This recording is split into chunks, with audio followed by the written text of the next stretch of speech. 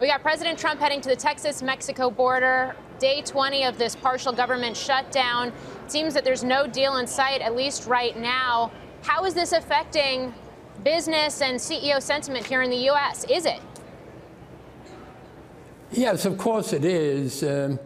But I think it's very important to understand that the longest we've ever had a shutdown was 21 days.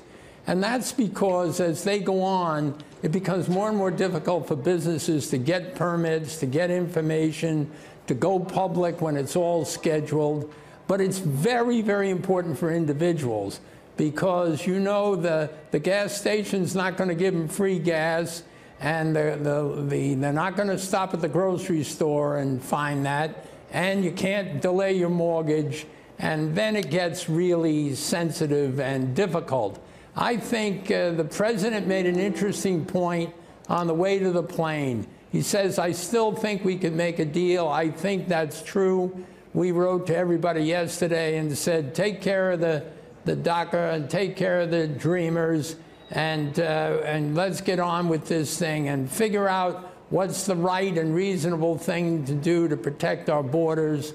And I'm hopeful, because what usually happens in this country is when it gets tight enough, people make a deal. What is the right and reasonable thing to do to protect our borders? Because if we do build a border wall, we're putting American companies to work potentially, right? Yeah, and it'll take 10 years. And that's another problem, by the way. One of the major points we made in our talk today is that #1 on our agenda is to get an immigration bill, because we're out of workers right now. If you did a bill, a major effort in infrastructure, and we think we can get that done, you don't have the workers to do it. And we're very hopeful that we can put those things together.